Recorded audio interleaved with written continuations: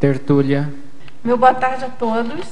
Hoje é dia 21 de julho de 2015. É uma terça-feira e o nosso verbete é de número 3.455. Ele tem 6 páginas, 53 logias e 17 máximos. O tema de hoje a ser debatido é a anticocaínomania. E ele foi redigido pelo nosso neoverbetógrafo, professor Tiago Ornelas. E justamente o Tiago, ele é de nacionalidade brasileira, natural de Brasília, Distrito Federal, graduado em letras, português, voluntário da Conscienciologia desde 2012, tenepsista desde 2012 também, autor do livro Admirável Verso Novo, de 2010, e coautor do livro Poetas da Cidade, Brasília, 50 anos, de 2010 também. A anticocaínomania é a postura cosmoética, contrária e esclarecedora da consciência, homem ou mulher, em relação aos diversos prejuízos holossomáticos do uso da cocaína e derivados. Aqui na pensenologia, o holopensene pessoal da postura antitoxicomaníaca. O holopensene pessoal da autoabsolutismologia referente à antitoxicomania. O holopensene da transafetividade, a retilinearidade pensênica, o holopensene pessoal da autodeterminação, o holopensene pessoal da postura de antivitimização, o pensamento antissuicida. E aqui na fatologia, as drogas estimulantes enquanto responsáveis pela dependência química e psíquica, a venda de objetos pessoais a favor da compra de cocaína, a perda de estabilidade psicossocial ocasionada pelo abuso da cocaína, a alta assedialidade ligada ao vício, a conscienciologia propiciando ferramenta antitoxicomaniológica, a infiltração consciencial cosmoética, proporcionando rapport assistencial, o apoio de familiares e amigos na superação do vício, a postura anti-autocorruptiva, a sensação de liberdade ao se superar a adicção, o falso prazer da droga, a auto-imperdoabilidade no sentido de não se permitir novas recaídas.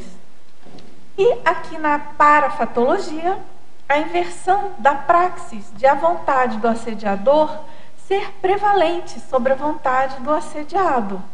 A projeção desassediante, a TENEPS como manutenção da postura de antitoxicomania, os estudos como forma de manter o mental soma ativado, o amparo extrafísico a favor da anticocaínomania, o desenvolvimento das sinaléticas energéticas e parapsíquicas pessoais, a mini peça no maxi mecanismo.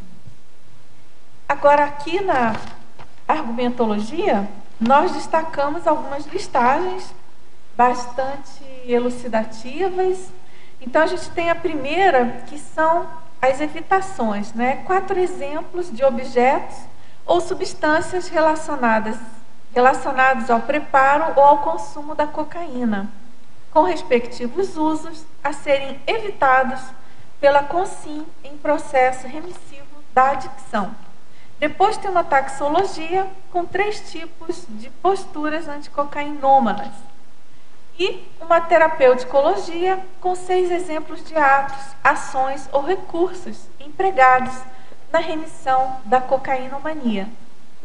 E na remissiologia nós destacamos antiadicção, autoassédio, reciclagem da anti-holossomática, temperamento autodestrutivo, toxicomania. Aqui na frase enfática, a anticocaínomania atua de maneira profilática ou remissiva, gerando cultura anti-escravizante relativa ao uso antifisiológico da cocaína, por meio do autodiscernimento e do autoabsolutismo. E aqui na questionologia, você inclui a anticocaínomania na assistência tarística? Mantém-se atento às contaminações holopensênicas, atuando de modo proativo a favor da antitoxicomania? E na filmografia específica, a gente tem uma fonte e na bibliografia específica, 3 fontes bibliográficas. Agora vamos aqui à nossa mega análise, feita pela equipe da Enciclosapiens, professoras Ana Maria Rocha, Marilene Raganin e Socorro Frazão. Recim, postura, desassim, profilaxia, liberdade, prevenção, antiadicção, antisuicídio, assertividade, autoabsolutismo, antitoxicomania, antiobnubilação, anticonflitividade, autodiscernimento, autodesassedialidade, autoimperdoabilidade, autoincorruptibilidade, amparologia, toxicologia, lucidologia. Então, Tiago, já temos aqui algumas perguntas e antes da gente entrar, eu queria que você... Não, só fazer uma chamada rápida. A gente tem um curso que começa agora, de 24 a 26 de julho, que é justamente o campo avançado de auto-mega-euforização. É um curso inédito de imersão. Então, todos convidados. Os epicões do curso são professores Moacir Gonçalves e Everaldo Bergonzini. Então, vamos lá, pessoal, todos aí em busca das mega-euforizações pessoais. De certo modo, tem a ver com o seu tema, né, Tiago? Para que algum vício se a gente pode fazer auto-mega-euforização, não é verdade? Então, a gente pode começar. Eu queria que você comentasse para a gente da sua motivação para essa escrita. Inclusive, esse negócio da auto-mega-euforização foi uma das coisas que me ajudou, né, nessa virada e tal. Então, o que me levou a construir o verbete foi justamente a vivência que eu tive, né? Durante algum tempo, eu usei algumas vezes a cocaína, nunca cheguei a ser viciado, mas eu usei algumas vezes e tinha amigos que eram bastante viciados. Então, assim, eu conheço bem o negócio, né? Meio, né?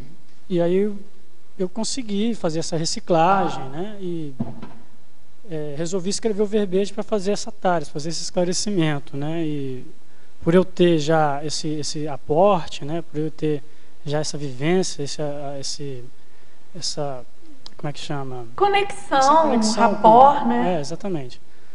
Então, eu achei que ficaria mais fácil falar sobre esse tema, né? Claro, a vivência sempre ajuda, né? Principalmente por fazer justamente o link com consciência e consciência, né? A gente sabe a importância disso para qualquer TARES, né, Tiago? Uhum. Então, é bem bacana a sua predisposição aí de ajudar aí os colegas, enfim, os compassageiros evolutivos, não é verdade? Então, igual o Valdo fala, você tem autoridade moral para falar. Exatamente, isso mesmo. Então, a gente tem já umas perguntas. Vamos começar aqui com a estrangeirismologia, Tiago. Aqui na página 33, na primeira linha, ele pergunta: quem é o estudante junkie e qual o seu comportamento habitual?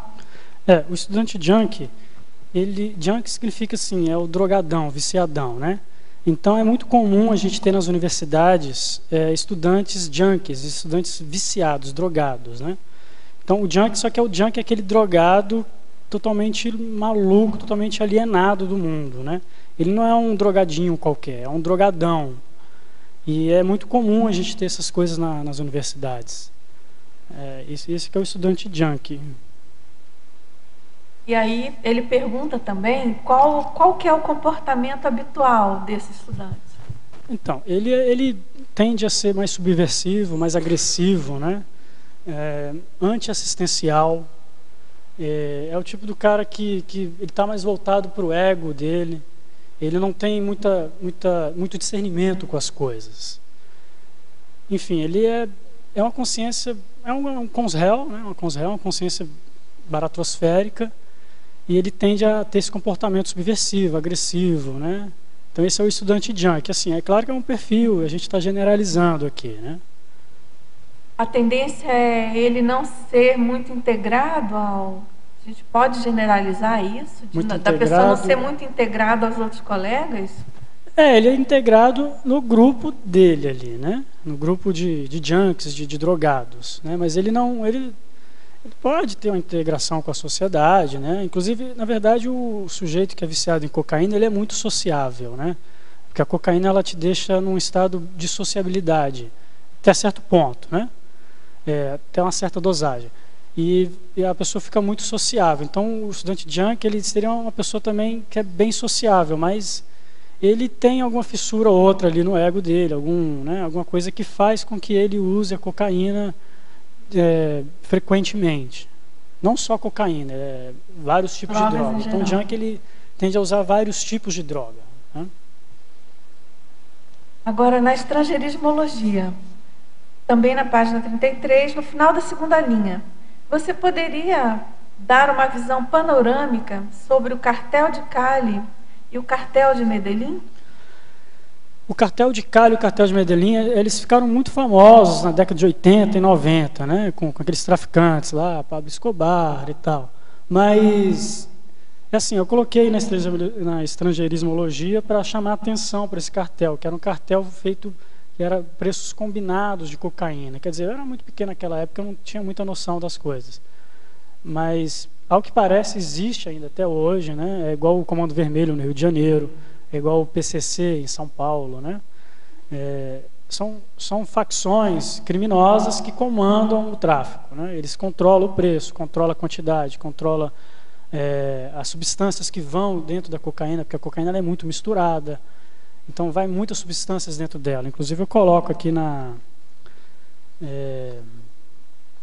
onde que está aqui? Em argumentologia, né, os aditivos dela, que tem metilanfetamina, tem metilefenidato, os nomes são até complicados de falar. Efedrina, mantinol, inositol, quer dizer, são vários elementos químicos, farinha de arroz, benzocaína, né, sacarina, tem talco também, inclusive com o talco dá até uma doença que é chamada, deixa eu ver se eu acho aqui, que dá uma doença pulmonar. Deixa eu ver se eu acho o nome dela. Olha, aqui no item 1, aditivos, né, da listagem evitações, aqui na página 37, que justamente ele relaciona tem os aditivos. Diversas substâncias que eles usam para misturar, né? Aqui, ó, o talco ele dá silicose, né? Porque você ingere o talco aspirado, ele dá uma doença chamada silicose. Então isso, quer dizer, diversos prejuízos holossomáticos que a cocaína causa, né? Agora, na página 33 também, na fatologia, na primeira linha, você poderia explicar o mecanismo de ação das drogas estimulantes enquanto responsáveis pela dependência química e psíquica? Sim. Então, a cocaína, a primeira coisa, ela é um alcaloide. O que é um alcaloide? É um composto de nitrogênio, oxigênio, hidrogênio e carbono. Tá? Então, a cocaína é o princípio ativo da coca. Então, os alcaloides são geralmente aquelas substâncias que têm ina no final. Não são todas, mas a maioria delas, essas que têm ina, né? Cafeína, não, heroína não. Heroína é opiáceo. Então, dopamina, cafeína, o próprio tabaco, que é nicotina, né? Então, várias dessas substâncias são alcaloides. E ela age de uma maneira muito agressiva no cérebro, tá? Então, aqui, eu vou colocar numa linguagem mais técnica, o mecanismo de ação, tá? Quem for médico sabe até mais, quem tiver algum médico aqui quiser acrescentar alguma informação. Então, ela inibe a MAO, que é a monoamina oxidase, e que ela é responsável pela recaptação e é estimulante da liberação de noradrenalina e dopamina no cérebro. Então, a cocaína ela é responsável pela recaptação e é estimulante da liberação de noradrenalina e dopamina. Ou seja, na hora que o usuário consome a cocaína, ele está liberando dopamina e noradrenalina no cérebro dele. Então, esses neurotransmissores são recolhidos para dentro do neurônio, pelos transportadores inibidos pela cocaína. O consumo aumenta a concentração e a duração de noradrenalina e dopamina nas nas fendas sinápticas e nos receptores. Então, quanto mais o usuário vai usando, mais vai aumentando a concentração dessas substâncias nos receptores. E aí acontece o seguinte, vem um efeito de tolerância. Quanto mais o usuário usa, mais ele vai tolerando, porque o cérebro dele vai liberando essas fendas sinápticas para poder a cocaína se encaixar nessas fendas sinápticas. Então ela vai liberando os receptores. Quanto mais receptores você tem, mais você vai precisar da cocaína. Então no começo o usuário tem poucos desses receptores, no fim ele já tem muitos. E se ele não, por exemplo, se ele ficar um dia ou uma semana sem consumir, a tendência é ele ter irritabilidade, ter dor de cabeça, tá? Insônia, taquicardia. Então ele tem uma série de consequências que a ausência desses neurotransmissores causa, o excesso, né? Então, o aumento da produção de sinapses ativará normalmente os neurotransmissores, né? Então, essa produção de sinapses, esse aumento da produção de sinapses vai aumentar anormalmente os receptores, os neurotransmissores, aliás. Então, a regulação vai se dar por meio disso.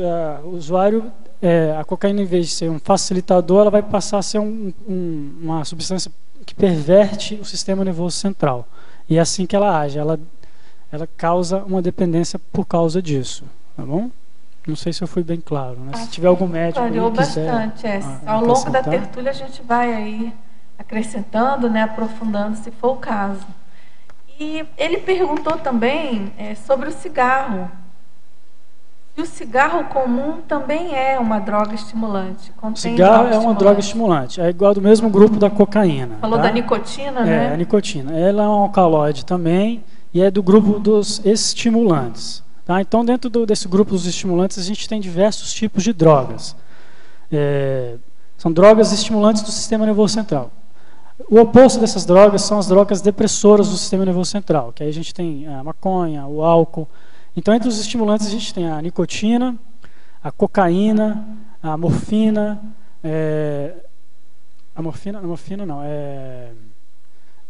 a cafeína, tá? Que estimulam o sistema nervoso, e elas agem de uma maneira semelhante. Todas elas agem de maneiras semelhantes, tá? Elas estimulam o cérebro a fazer determinada coisa, e depois que o efeito está acabando, o cérebro vai pedir mais a substância, tá? O cérebro vai necessitar de mais substância. É como se fosse um doce para o cérebro, tá? É exatamente isso. É como se fosse uma substância prazerosa para o seu cérebro. Mas à medida que você vai usando, à medida que o efeito da cocaína, dessas substâncias vão acabando, a tendência é ter o oposto. O efeito de prazer segue ao efeito de agonia, e sempre querendo mais, né? Depressão, entendeu? Querendo mais, um vício fora do comum. Então, é muito comum essas coisas aí acontecerem, tá? Ok. A senhora quer perguntar? Acho que ela ainda está procurando a pergunta. Quer perguntar?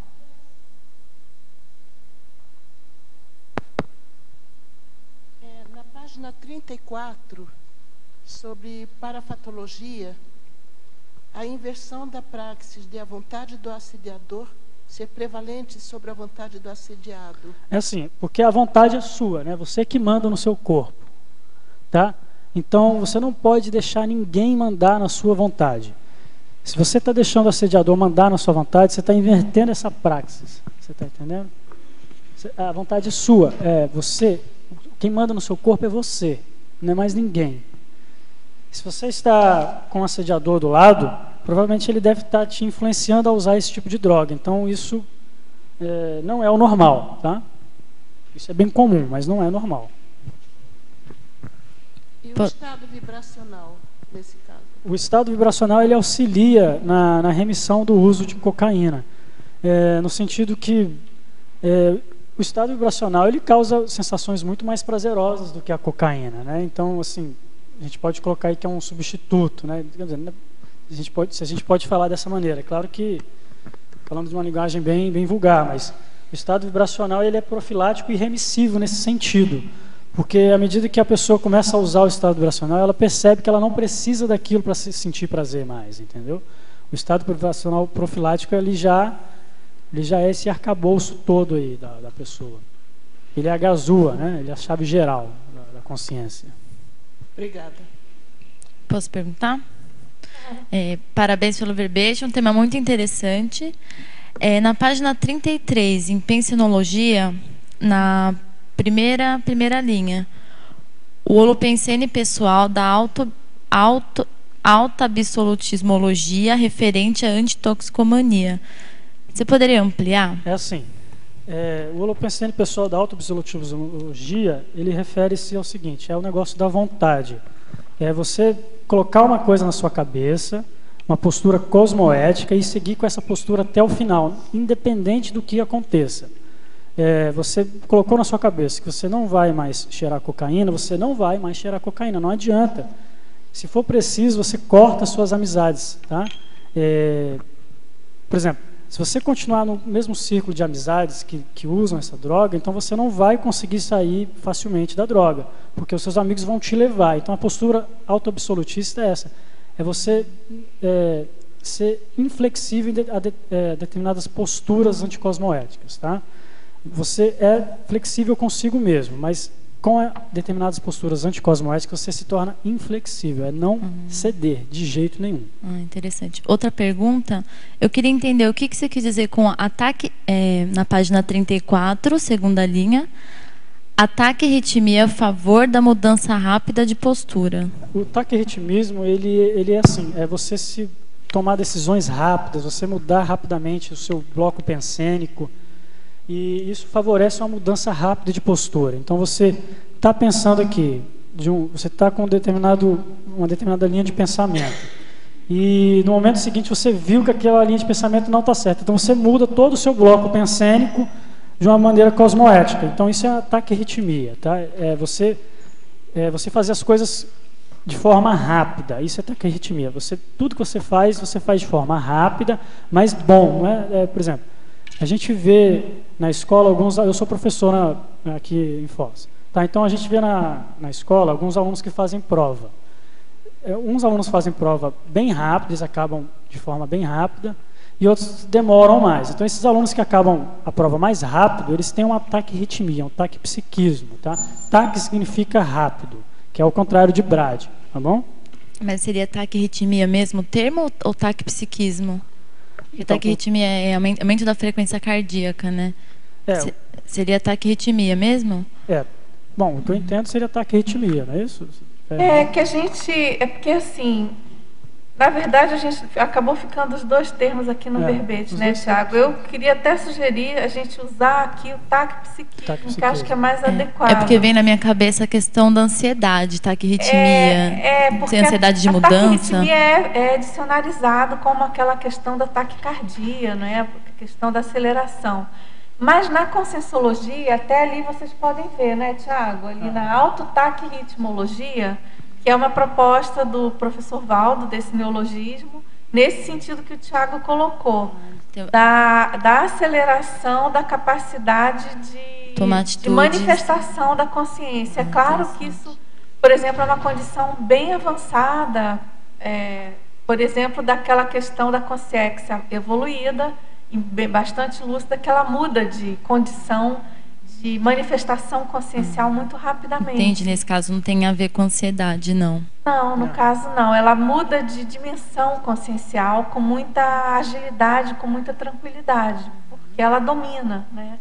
Entendi. Eu acho que aqui a gente pode combinar. O que você acha, Tiago? A gente mantém o taquipsiquismo, como está aqui a gente pode dar uma olhada nisso depois. Eu acho que fica melhor só o taquipsiquismo, mas enfim, de todo modo, a questão que você está colocando é nesse sentido, né? Da rapidez dos movimentos. Exatamente. E das atitudes, das né? atitudes. Você muda rapidamente o seu bloco pensênico. O Valdo costumava falar muito isso, né? Que tudo que o evoluciólogo faz é assim, rapidinho, né? E assim, ele faz rápido, mas faz uma coisa bem feita. Não adianta você fazer rápido e fazer mal feito, fazer de qualquer jeito. Tá? Faz rápido e faz bem feito. Então, eu estava dando exemplo do aluno. Ele faz a prova rápido e tira nota boa. É diferente daquele aluno que faz a prova rápido e tira nota ruim, entendeu? Então, essa taquirritmia, a gente entende aqui, a taquirritmologia, como uma postura cosmoética, tá? Não é ansiedade, é diferente. Tá bom? Entendi. Posso fazer mais 2 perguntas? Claro. Na mesma página 34, ainda aí em fatologia. Na 5ª linha de baixo para cima, comenta um pouco sobre o falso prazer da droga. O que seria? Porque, de fato, a droga provoca um prazer, né? Sim, a gente não pode falar o contrário. A droga, se não causasse prazer, não teria tantos viciados. Então, vamos aos fatos. Toda droga causa prazer, mas é um falso prazer. É aquele prazer bem somático, tá? É um prazer corporal, físico, carnal. Ele não é o prazer mais cosmoético, não é o prazer mental somático. A gente tem que chegar no prazer mental somático, que é o ludismo mental somático. Eu até coloco aí depois. O ludismo mental somático superior ao ludismo somático e psicossomático. O ludismo seria uma palavra referente a brincadeiras, né, que trazem prazer. E esse falso prazer da droga é isso, é o prazer carnal. Ele vai te causar um prazer ali nas sensações do cérebro, igual eu falei, aumento de dopamina, serotonina, mas é aquele prazer momentâneo. Depois que o efeito da droga passa, esse prazer inverte, passa a ser dor, passa a ser agonia, passa a ser constrangimento. Tá? Isso a gente ouve todos os usuários de cocaína relatarem, que após o período de meia-vida da droga, esse prazer ele começa a sumir, a pessoa sente exatamente o oposto, ela sente agonia, sente depressão, sente irritável, ela fica mais agressiva, fica mais intolerante, tá? Então é um prazer momentâneo e um prazer falso. Tá. A última pergunta, na página 36, em mitologia, desculpa, em sindromologia, página 36, o que seria a síndrome de Apolo? Bom, a síndrome do Apolo, o Apolo é uma figura mitológica, né? Ele era um deus que tinha diversas qualidades.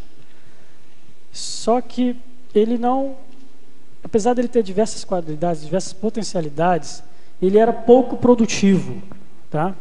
Se eu não me engano, ele chegou a ter relações com uma mortal apenas. Ele prometeu para essa mortal alguma coisa aí, que ele ia dar poderes para ela se ela tivesse relação com ele. E se ela ficasse com ele, se ela casasse com ele. Ela teve relações, cumpriu o que prometeu, só que depois ela largou ele. Quer dizer, ele tinha diversas potencialidades, mas não as usava. E ele era constantemente rejeitado pelas mulheres. Então ele era um deus grego, muito bonito, muito inteligente. Só que ele era diversas vezes rejeitado pelas mulheres e não conseguiu colocar essas potencialidades dele em prática. Essa que é a síndrome do Apolo. Agora, Tiago, tem uma pergunta aqui em seguida que ela, a teletertuliana, pede para você clarear melhor a relação dessa síndrome com o verbete. Então, você pode explicar melhor? Geralmente, o que leva o usuário de droga à drogadição são essas potencialidades que ele não consegue enxergar nele próprio. Tá? Então, ele se sente um fracassado, assim, estou falando de modo geral, é claro que não são todos os casos. Então, geralmente ele se sente um fracassado, se sente isso. E a gente vê que o cara tem potencial, tá? Mas ele próprio não enxerga nisso nele. Eu tive um amigo que ele era assim, um cara super inteligente, pensava rápido, sabe? Comunicativo, o cara corretor de imóveis, muito bem de vida. E aí ele entrou nessa de cocaína e de crack. Então, quer dizer, ele não soube usar essas potencialidades dele. E se ele soubesse usar, ele iria longe, assim, é um cara que eu invejava pela inteligência que ele tinha. Ele era um potencial enorme, só que ele entrou nesse caminho da droga e afundou, ele virou um zumbi social. Ele foi preso, levou facada, foi hospitalizado. E ele hoje está no regime semiaberto. Hoje você olha para ele, você não reconhece mais ele. Tá? Ele é uma pessoa assim, que mudou totalmente a fisionomia dele. Tá? Ele parece que você olha... Parece que é outra pessoa que você olha assim, tá bom? Ele não tem... É assim, irreconhecível. É triste ver a situação dele. E a gente não pode fazer nada. Quando eu vi ele pela última vez, ele estava lá na rodoviária de Brasília. E ele olhou para mim assim, demorou para me reconhecer, fechou os olhos, tipo assim, acho que eu conheço esse cara, mas demorou. E na hora que ele me reconheceu, ele, Thiago, você tá bem, né? Eu falei, tô. Ele, você tem um dinheiro aí para mim? Né? Eu falei, olha, não tem. Ele estava assim, todo sujo, largado, parecia mendigo. E o cara vem de uma família boa, né? Os pais dele moram nos Estados Unidos. Enfim, é uma coisa assim, muito ruim. Então eu vejo ele como um síndrome de Apolo. Ele tem potencialidade, mas não sabe usar essas potencialidades, entendeu? Clareou bem. Não sei se foi exatamente isso que você... Eu acho que ficou, elucidou bem para a teletertuliana, né? Você já fez suas perguntas? Outra coisa que me chamou a atenção, ainda na página 36, em mitologia. Fala um pouco, por favor, sobre o mito de a maconha ser a porta de entrada da cocaínomania. Ótima pergunta. Assim, tem-se um mito na sociedade em que o pessoal costuma falar, a maconha é a porta de entrada da cocaína. Bom, nas minhas observações, nos meus estudos, coisas que eu observei, isso é falso. Por quê? Não é a maconha que é a porta de entrada para a droga, para as drogas mais pesadas. É o próprio temperamento da pessoa, é a própria pessoa que se coloca nessa situação. Tá? Então, não quer dizer que ela vai fumar maconha que ela vai cheirar uma cocaína. Isso não quer dizer nada. Tá? O fato dela fumar maconha não quer dizer que ela vai cheirar a cocaína. É claro que se ela chegou a fumar maconha, ela tem uma probabilidade muito grande de cheirar uma cocaína. Tá? Mas uma coisa não significa outra. E assim, eu tenho isso como um mito, que as pessoas costumam dizer, porque a maconha é a porta de entrada. Tá? Não, a porta de entrada é o próprio temperamento da pessoa. É ela que faz com que... ela que se sabota mesmo. Ela que não tem algum distúrbio ali, tem alguma fissura no ego dela. Tá? Queria complementar aqui o que o Thiago está falando. Eu acho que vale a pena dizer o seguinte, eu concordo com o Thiago no sentido de que o uso da droga em si é o coroamento da doença. A doença começa antes até do uso. Mas eu acho que vale a pena deixar bem claro que a maconha predispõe, sim, a outras drogas mais pesadas. Não significa que ela seja, vamos dizer assim, a única porta de entrada, ou a porta de entrada em si. Mas que ela predispõe e é negativo, isso é. Eu acho que vale a pena reforçar isso daí. Assim, eu já ouvi de um amigo meu falando o seguinte, que se a maconha fosse legalizada, ele pararia de fumar. Por quê? Porque ele tem um temperamento de perversão, ele quer ser o contrário, ele quer fugir das linhas das regras, entendeu? Então, para esse tipo de sujeito, ele vai usar o que é proibido. Então, a maconha é proibida, ele vai usar. A cocaína é proibida, ele vai usar. Então, é o temperamento dele que leva a isso. Então, é claro que se a pessoa chega a usar maconha, claro que ela tem uma probabilidade enorme de usar outras drogas. Agora, indo mais a fundo nessa questão, por exemplo, se a gente for pegar realmente o que é a verdadeira porta de entrada, a gente vai chegar aí em outras drogas. Por exemplo, a cerveja. Tá? A cerveja é muito difundida. Né? Hoje em dia, a gente não vê mais propagandas na televisão. Antigamente a gente via. Mas ainda tem. Ainda tem, né? Eu não vejo televisão há muito tempo. Como? Tem. Tem, né? Bom, o cigarro, por exemplo, não tem mais propaganda, a gente não vê, né? E houve uma campanha anti-tabagismo. Então, se a gente for pegar, essas são realmente as drogas que são portas de entrada. Tá? Porque aí vem um temperamento de toxicomania do sujeito. O sujeito quer usar tudo que tira ele do normal. Tá? Eu lembro que eu tive uma fase assim, de toxicomania, porque tudo que me tirava da careta, né? Tudo que me tirava do são, eu queria usar. E aí nessa eu cheguei a experimentar cocaína e tal. Mas é um comportamento toxicomaníaco, é do temperamento da pessoa, é alguma fissura, alguma coisa não trabalhada, alguma coisa da infância dela, tá? Rejeições afetivas, pais que se separaram, enfim, tem vários motivos aí que pode levar essa pessoa. Inclusive esse motivo de perversão própria, que a pessoa às vezes não tem nada, mas ela é um sujeito perverso e quer transgredir as normas da sociedade, entendeu? Eu acho que concordo com você, acho que está claro isso. Agora, a colocação do Luiz também procede, né, Tiago? Porque se a gente pensar nessa questão de holopensene, é claro que num ambiente onde já tem outras drogas, uma coisa não vai puxando a outra. Tende a envolver, até em função do que você explicou ainda há pouco também, na questão da saturação do cérebro, sempre querendo mais e mais, e outros experimentos, outras viagens, né, entre aspas. Então, tem essa questão também de fazer uma convergência, né? não sei, do que eu já li, do que eu já percebi, até das pessoas que eu já conheci também. Teve uma época que eu morava no Rio, né, zona sul do Rio, e tem essa coisa das trupes e das épocas, né, anos 70, 80. Então era uma coisa muito embolada. Quem mexia com uma geralmente mexia com outra droga, e aquilo ia meio que numa... Era um enrosco, né, uma interprisão ali. Mas é claro, tá certo, a sua colocação, claro, não é isso, não é uma droga que leva diretamente a outra, é a intraconsciencialidade, é toda a problemática ali pessoal, né? Não é à toa que numa família tem um que se droga e o outro não. Dentro ali do mesmo contexto, das mesmas tentações, entre aspas. Oi. Posso falar? Pode. Boa tarde, Tiago. Boa tarde. Parabéns. Obrigado.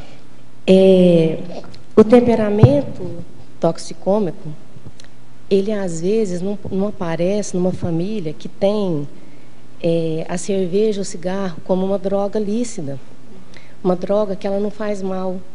Então, as pessoas no fim de semana, elas vão distrair tomando cerveja até a segunda-feira iniciar. Que coisa triste, vai começar a segunda-feira e nós temos que trabalhar. Então, eu acho que o perigo que tem é não considerar a cerveja como uma droga. Não considerar o cigarro como uma droga. Porque ensina as crianças que deixar de ficar lúcido no fim de semana não tem importância. Porque eu já bebi muito, né? Meu irmão já usou droga há muitos anos. Então, lá na minha casa, meu pai fumava e... cerveja, domingo, era necessário que tivesse a cerveja, porque senão nem não fazia o almoço de domingo. Então, se a pessoa tiver esse temperamento, né, essa fissura no temperamento dela, ela pode ser ajudada pela família, sim. Né, a não perceber que aquilo vai levá-la, de repente, para um mal maior, né? E assim, o alcoolismo, ele é uma doença muito grave, e às vezes a pessoa não percebe que ele tem um alcoolismo. Então, assim, a pessoa bebe todo fim de semana, mas eu não sou alcoólatra. Mas ela não consegue ficar um fim de semana sem beber, né? Então tem uma coisa errada aí. Não é coerente a fala dela. Ela é viciada em álcool, ela bebe todos os fins de semana. Quer dizer, se ela ficar um fim de semana sem beber, se ela ir para uma festa e não beber, ela fica super agoniada. Eu conheço gente que deixa de tomar remédio, né, do que o remédio ali, talvez um antibiótico, uma coisa que você não pode ingerir bebida alcoólica, para beber. Então, quer dizer, a pessoa não percebe que ela é um toxicomaníaco. Tá? Então, ela tem uma fissura muito grande na personalidade dela e ela não percebe isso. Ela acha que está tudo bem. Por quê? Porque a sociedade coloca como a cerveja uma coisa bonita. Então, eu vejo muito assim no Facebook as pessoas postando foto de estar lá na praia e bebendo uma cerveja. Né? Eu já vi gente de todos os tipos de classes sociais. Então, mas eu vou tomar só uma cerveja. Beleza. Então eu vou fumar só uma pedra de crack, ok? Assim, para mim é a mesma coisa. Então você vai tomar uma cerveja, você está com essa fissura ainda, porque você está lá, não, mas eu tomei só um copo. Não, mas você tomou, não adianta. É um comportamento toxicomaníaco que você ainda não reciclou. Você está entendendo? Assim, são coisas sutis que a gente tem que parar e prestar atenção. Eu já vi muita gente aqui dentro da CCCI assim. Então vai ter uma comemoração. Aí, outro dia eu vi uma moça da Conscienciologia num bar tomando uma cerveja. Aí você vai falar com ela, não, mas foi só uma cerveja, ok. Então vamos ali, só cheirar uma carreirinha de cocaína. Para mim é a mesma coisa, tá? Tomar uma cerveja é a mesma coisa que chegar e dar só um tapa num baseado ou uma carreirinha, assim. Não muda, o viés é o mesmo, é o temperamento toxicomaníaco da pessoa que ela não reciclou ainda. Agora, essa questão de bebida, já que você está falando, né, a gente sabe que isso ocorre, claro, nem todo mundo não toma uma cervejinha, mas é uma conduta exceção. Em geral, das pessoas que eu conheço, assim, né, essa questão de fumo, de bebida, quem passa a estudar Conscienciologia e passa a viver sob esse paradigma, né, que a gente sabe que a Conscienciologia é mais do que uma ciência, no sentido de que ela nos imprime uma maneira de viver, né, uma maneira de encarar as coisas, os fatos, a vida. A grande maioria não bebe, né, Tiago? A grande maioria realmente não. Isso aí é uma exceção. É uma coisa que a gente vê muito na Conscienciologia. Porque é uma coisa natural, a pessoa vai fazendo reciclagem, ela vai tomando consciência dos malefícios e ela muda. Tem inúmeras pessoas ex-fumantes, ex alguma coisa, né? Ex-adictos de alguma coisa. Ela se esclarece, né? Exatamente. Assim, por exemplo, ela tem esse comportamento, mas ela, na hora que ela chega na Conscienciologia, ela pega aqueles esclarecimentos, e ela tem uma coisa chamada ego-karma. Na hora que ela percebe que ela está fazendo mal para ela mesma, e ela vai ter que pagar para ela mesma na próxima vida, ou, enfim, tem aquele traço que ela precisa reciclar, ela sabe que precisa, então ela é uma coisa chamada de inteligência evolutiva. Isso. Então, né? esse verbete é isso, é para quem tem inteligência evolutiva, saber que está mexendo com ego-karma, vai mexer com seu grupo-karma, porque a pessoa drogada, ela envolve toda a família dela, a família sofre junto com ela, tá? E ela vai ter essa complicação ego-kármica, grupo-kármica, tá? E ela pode se enrolar assim durante muitas vezes.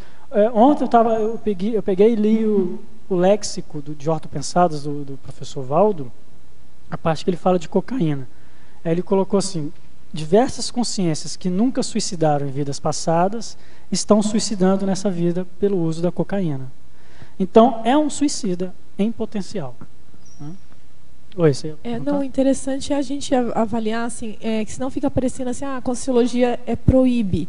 E não é a questão da proibição, é a questão da conscientização das afinidades, porque quando você bebe, eu vou beber só uma cerveja, automaticamente você já tem afinização com consciências que está naquele padrão provavelmente patológico. Uma consciência muito avançada, ela não vai estar... vai acoplar com você, ela não vai estar num padrão de bebida alcoólica, já passou disso, né? Então, é ter essa consciência da afinidade, mesmo um copo, entende? Então, assim, eu vejo muita gente aqui revoltada, né? Vocês não bebem. É uma escolha, assim. A gente está falando de parapsiquismo, de afinidade pensênica, de energia, né? Então, assim, é lógico, não é proibição, é uma coisa lógica, né? E aí, outra coisa que eu queria voltar, Tiago, parabéns pelo verbete, está muito bom, muito esclarecedor. A questão do mito. A gente também deixar claro, porque às vezes a pessoa que é o toxicomaníaco, ele usa isso, assim, ele pode pegar esse mito e falar assim, então eu posso usar a maconha que eu não vou chegar na cocaína. Então, ter essa consciência, né, você falou a questão da reciclagem, de não usar isso. Isso é uma autocorrupção, assim, das mais absurdas, né? O ideal é que a pessoa nem se aproxime desse padrão, né, de que nenhum tipo de droga.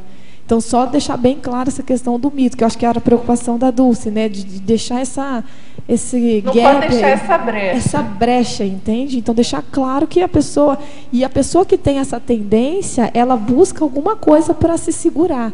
Eu já vi gente aqui vi pessoas chegando aqui na Conscienciologia, e tem, acho que uma página, ou 700 experimentos, que o Valdo fala do vinho e fala que um copo, eu não sei exatamente porque eu não vi, mas essa pessoa fala que lá tem, entendeu? Então, quer dizer, eles buscam qualquer coisa e usam aquilo em favor para poder ficar mais confortável em usar a química, né? Então, acho que isso que tem que deixar bem, bem claro. Muito bem esclarecido, Amanda. Eu lembro de uma novela que tinha... na novela tinha um alcoólatra que chamava Orestes. E assim, ele era um alcoólatra em reabilitação, né? Ele participava ali do AA. E eu lembro que ele chegava na festa, alguém oferecia uma cerveja para ele. Não, mas é só um copo. Aí, não, beleza, é só um copo. Aí daqui a pouco ele virava à noite, bebia-se, aí caía, tinha aquela recaída enorme, sabe? Quer dizer, mas é só um copo. Cara, para uma pessoa que é viciada, esse um copo vai levar ele a 2, a 3, a 4, a 5. Quer dizer, já tomei um copo, vou tomar 2. Já tomei 2, vou tomar 3. Né? Então, é um efeito cascata assim, que vai dando para a consciência. Eu lembro muito bem desse caso do Orestes. Eu não lembro que novela que é. Se alguém lembra aí... Parabéns pelo verbete. Então, já que está comentando sobre o álcool, e como é que fica assim um vinho? Você acabou de comentar, né? A moça também abordou esse assunto. por exemplo, às vezes um jantar, a pessoa não é viciada, mas às vezes toma uma taça de vinho, alguma coisa. Como é que você considera postura... isso? Já que você coloca tudo no mesmo saco, né? Tipo assim. A minha postura é a mesma, é o negócio do autoabsolutismo. Não é não. O que não presta, não presta. Não adianta, eu vou tomar um vinho no jantar. Você não pode substituir esse vinho por um suco de uva natural? É muito mais gostoso, né? Quer dizer, não, mas tem estudos que indicam que o vinho, uma taça de vinho por dia faz bem para o coração. Besteira, porque não é o vinho que faz bem, é uma substância química que contém na uva que faz bem esse coração. É um princípio ativo da uva que faz bem. Tem no suco de então uva. você pode tomar o suco de uva, que ele é muito mais saudável. Eu, por exemplo, tomo um copozinho de suco de uva por dia. Tá? E o mais sério aí é dentro do que a Amanda colocou, né? Essa questão do chamariz, das companhias. É fora, distancia muito de quem estuda Conscienciologia, porque a gente vai tomando autoconsciência dessa questão multidimensional, né? E aí, que companhia você quer evocar? Né? E isso é um fato, né? A gente sabe que ninguém bebe sozinho, né? Ainda mais para quem trabalha com energia, né? Exatamente. Que é sensitivo. Não os efeitos negativos vêm na hora. Para quem percebe mais as energias, não aguenta. Na questão aí do vinho, o princípio ativo é o resveratrol. Dá para você até manipular e tomar. Você manda fazer na farmácia manipulação e toma, e vai ter o efeito benéfico. O suco de uva tem esse princípio ativo. Sim, o suco de eu já uva, li vinho, diversos né? artigos sobre isso, que ele é mais eficaz, inclusive, do que o próprio vinho. Sim. Então isso é autocorrupção, é a pessoa que está se justificando para poder tomar um vinho, entendeu? Não, eu tomo porque faz bem. Não, besteira, para com isso. Né? Posso fazer duas perguntas? Claro. Né? Então a primeira aqui na defineologia, os diversos prejuízos holossomáticos do uso de cocaína. Assim, eu sou profissional da área de saúde, sou farmacêutico, tenho aí 20 anos de experiência, e na faculdade eu estudei muito pouco disso, né? E agora no consultório, com acupuntura, estou tratando, auxiliando aí um paciente que faz uso de maconha, até ele está assistindo. E há 2 meses ele está sem usar, né? Só que ele veio com a demanda, o medo dele era a respeito da esquizofrenia. E daí, na hora que eu abordei a questão multidimensional para ele, e ele não tinha religião, e eu podia falar de uma maneira mais direta com ele, daí ele se apavorou. E daí ele começou a relatar tudo que ele já via com o parapsiquismo que ele tinha, né? E daí ele viu a gravidade daquilo que ele estava fazendo, porque para ele era normal, os colegas, ele é adolescente, né? Então ele tinha um medo só da questão da esquizofrenia, do reflexo no soma. Ele não tinha parado para pensar ainda na questão extrafísica, e daí na hora que eu abordei isso, eu consegui que ele desarmasse, né? E agora ele está 2 meses sem usar. Gostaria de ver aí com você, no seu estudo, né? O que você pode falar um pouquinho mais, em qual veículo que pode repercutir, né, de forma danosa? Eu cheguei a questionar o professor Valdo uma vez assim, professor, quais são os efeitos que as drogas causam no holossoma da pessoa, por exemplo, no psicossoma e no metalsoma? Não, ele falou assim, não, esquece isso, é besteira. Você tem que pensar o seguinte, é o discernimento, a vontade da pessoa, a liberdade. Então, o que é isso? A pessoa perde a sua própria liberdade, porque ela perde a capacidade de discernimento. Por exemplo, qualquer dinheiro que cai na mão dela, ela vai comprar a droga. Tá? Então ela perde a liberdade de escolha, ela fica escrava da droga. Então a liberdade é a coisa mais preciosa que você possui.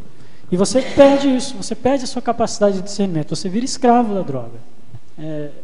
Esse que é o grande prejuízo holossomático, você virar escravo e você vai criando uma bola de neve para você mesmo. Está dando tiro no pé, cuspindo para cima.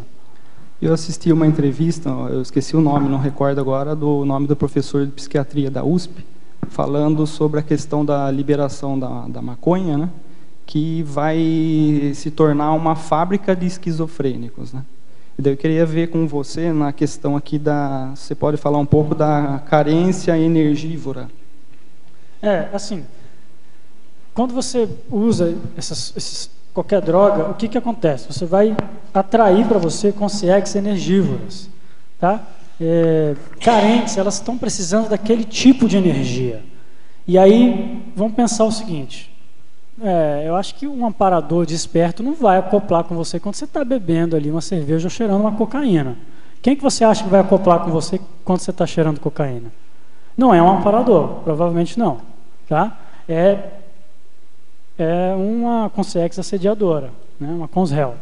E aí, ele vai sugar a sua energia. Então, muitas vezes você acha que você está usando a droga para você, mas você está sendo fantoche do cara, do mega assediador que está ali do seu lado. Você está usando a droga para ele, porque ele quer a sua energia, ele tem afinidade com as suas energias. E ele suga todinho a sua energia. Então, é comum, por exemplo, a gente ouvir em carnaval, por exemplo. Carnaval parece que as pessoas têm uma resistência incrível para a droga, né?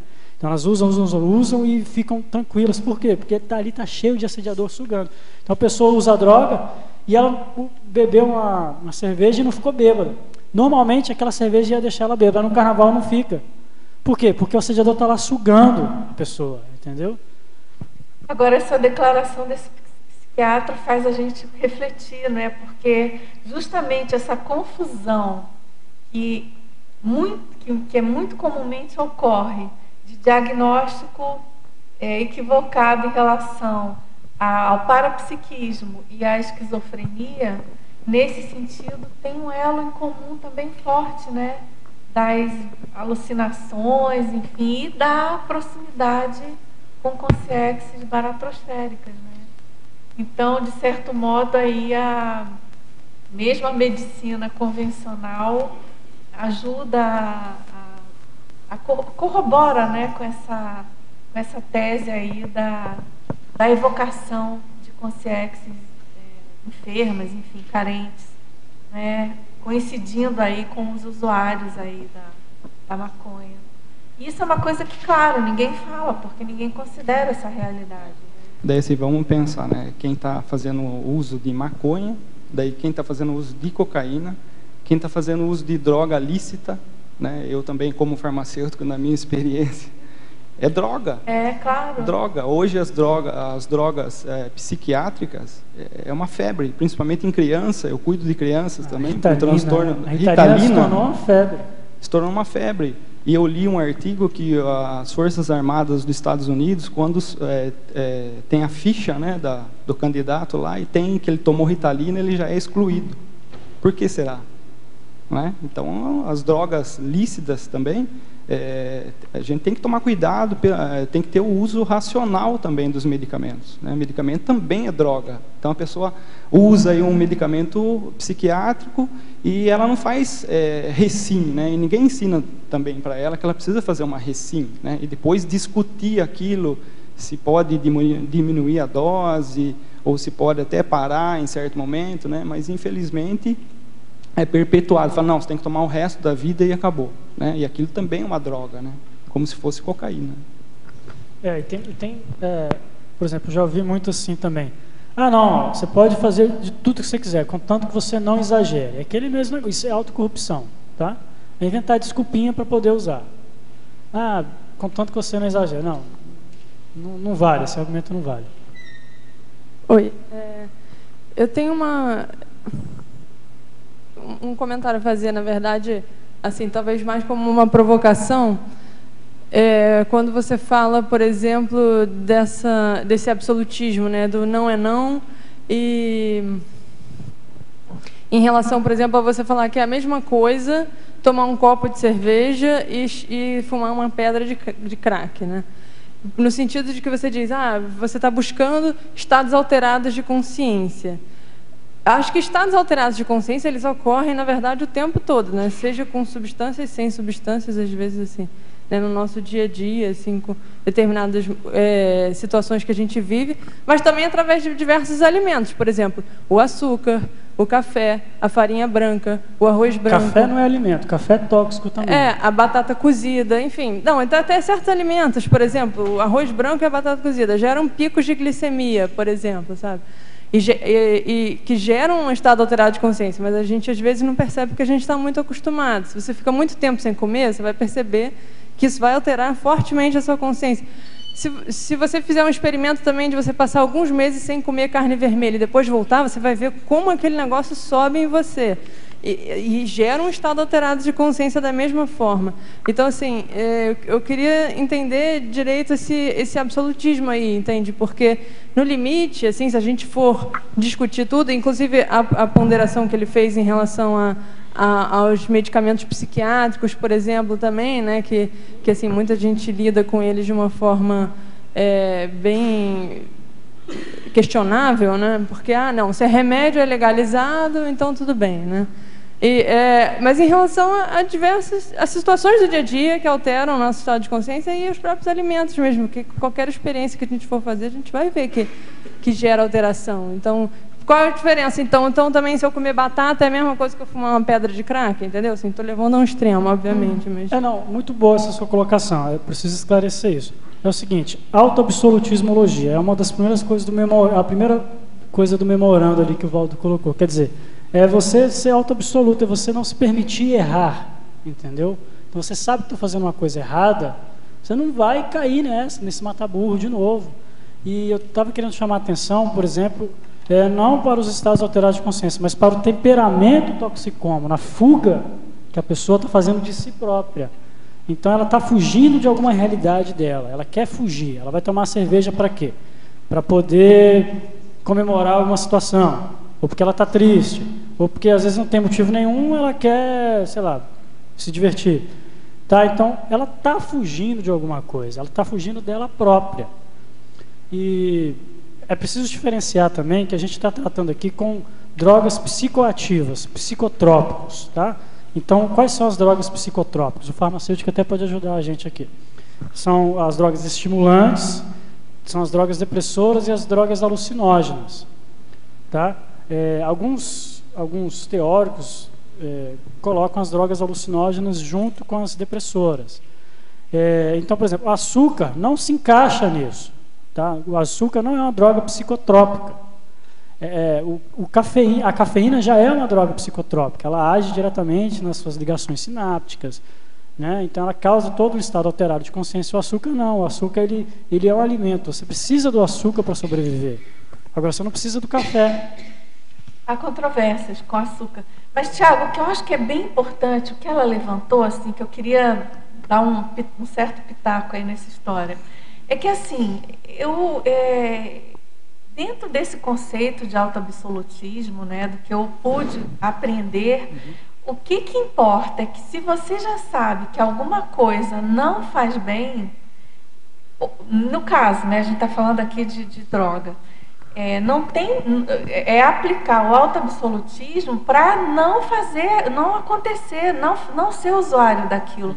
Não importa se é a batata, se é o açúcar, ou o chocolate, para quem tem alergia, ou o glúten, ou o crack, enfim. É claro que isso tem uma gradação, é claro que a gente não pode... até discordo um pouquinho assim de que é a mesma coisa. Eu não acho que seja, eu acho que tem uma gradação como tudo. Sim, claro. Né? Tudo tem uma gradação no universo, não é verdade? Tem os níveis de risco, tem os níveis de malefício, tem os níveis de problema que vão causar a pessoa, o nível de dependência, enfim. Mas o que importa, eu penso, aí retomando a questão da taça de vinho, e a gente já sabe que o negócio não faz bem, que aquilo é maléfico, que aquilo, no mínimo, vai atrair consciências patológicas que são fora do padrão que a gente pretende, que a gente almeja, pelo menos, vivenciar, para que a gente vai tomar só uminha, entendeu? É nesse sentido. Que aí o autoabsolutismo entra no sentido de... é uma busca nossa, né? De fazer com que a gente viva sem autocorrupção. Eu, por exemplo, eu estou cansada de saber, desde, sei lá, tem mais de 20 anos que eu sei dos malefícios do açúcar, né, para a saúde humana. Açúcar refinado, enfim, açúcar. A gente sabe disso, isso é mapeado, isso tem N livros sobre isso. Eu, particularmente, já fiz pesquisa, já vivenciei, já fiquei tempos e tempos sem comer açúcar e já tive o impacto da overdose de comer uma bala de um doce de leite e perceber a diferença. Mas assim, não é uma coisa que eu posso dizer, não como açúcar. Eu como pouco, moderadamente como. Mas como ainda? Qual que seria a minha postura que eu penso que seria ideal, realmente a auto-incorrupta? Seria eu não comer mais açúcar. Eu já sei que faz mal, eu sei que aquilo não é desejável para a minha saúde e eu não consegui totalmente abandonar e largar. Então, aí entra esse conceito da auto-absolutismologia. Eu penso que ele é fundamental até para a gente. Essa mudança de postura. E para a gente cair, exatamente, para a gente cair na real do quão corrupto nós somos no nosso dia a dia, né? Porque a gente sabe, a batata, não sei, tal, dependendo da pessoa, tem muitos alimentos que nos fazem mal. Isso sem falar de outras coisas, né? Eu vejo e a gente mantém isso. E eu vejo só isso... um pouquinho, só hoje, né? Isso é uma questão de evolução, né? Nós estamos aqui com esse propósito de o conhecimento trazer isso para a gente. E eu acho que ela está certa. E a gente está num planeta doente. Hoje, toda alimentação tem tóxicos. Claro. Hoje, você vai comer um tomate, uma fruta, tudo tem tóxico. Então, assim, o planeta está doente. Então, a gente... E se conscientizando, mas a gente vai parar de comer tudo? É buscar opções. Por exemplo, eu fiz um curso de alimentação natural há algum tempo, com essa ideia de... E evitando. Existem opções? Existe. É mais difícil? Com certeza é. Então, esse posicionamento. Ontem eu fui para o laboratório de cosmoética e a primeira pergunta que me veio foi a seguinte: você é cosmoética consigo mesma? Aí aquilo me deu um impacto. E a primeira coisa que me veio foi a questão do açúcar. Mas isso a gente pode levar para tudo. Você já sabe que faz mal, então é claro que você não vai parar às vezes de um dia para o outro, porque teu corpo está até acostumado com aquilo. Você vai diminuindo, você já sabe que faz mal e você tem que avaliar todas essas consequências, né? Eu vejo que é um processo e a gente tem que parar para pensar nisso. Eu só queria acrescentar, Dulce, que a questão que muitas vezes o soft drink, por exemplo, que oferecem para mulheres e crianças para poder viciar, faz parte desse contexto também. Então, esse absolutismo é interessante quando a pessoa ela começa a entender os subterfúgios criados pela própria mídia para viciar quem não é viciado ainda, né? Então, às vezes você tem drinkzinhos que tem menos álcool, que a pessoa vai tomando, mais açúcar, exatamente, mais adocicado. Então, é importante esse absolutismo quando a pessoa começa a pensar no detalhe. Isso aqui vai viciar gradualmente. Inclusive aqueles drinks feitos para mulheres e crianças que vai viciando desde cedo, muitas vezes, né? E açúcar vicia mesmo, né? Por exemplo, teve uma época que eu estava comendo doce toda vez que eu almoçava. Aí teve uma semana que eu não comi o doce. Eu ficava sentindo falta daquilo. Tinha que comer algum doce de qualquer jeito, sabe? Então, assim, é igual o Dulce falou, complementando aí, né? As ideias de todo mundo. Acho que todo mundo tem razão. É um negócio de você saber que aquilo faz mal e você diminuir os danos que você causa para si mesmo, entendeu? Você sabe que você está causando, assim, é uma questão de amor próprio, inclusive, né? Você saber que você tem um tempo aqui na Terra, você veio para alguma missão e agora você vai perder essa missão porque você comeu muito açúcar. Na hora que besteira, na hora que você somar, puxa vida, olha, se eu tivesse comido menos açúcar, eu poderia ter sido completista por causa de um açúcar, né? Por causa de uma cerveja que você tomou, tá? Então a gente tem que parar para pensar nessas coisas, né? No nosso papel aqui na Terra, na nossa programação existencial, tá? E a gente não pode dar esses vacilos mais. A gente já cometeu esses vacilos no passado muitas vezes, tá? Quantas e quantas vidas, sei lá, eu coloco eu no caso, quantas e quantas vezes eu não devo ter morrido por causa do álcool, né? Pelo menos uma eu sei disso já, tá? Pelo menos uma eu já morri. Agora, cada um é com a sua consciência, né? Posso só compartilhar uma reflexão que eu tive? A princípio, quando você teve essa postura, esse posicionamento em relação ao álcool, eu pensei se não estava sendo muito radical. E a ideia que me veio, eu me questionei se de repente a sua intenção também... por exemplo, uma coisa é eu tomar uma cerveja com a intenção de alterar minha consciência, talvez por uma questão de covardia.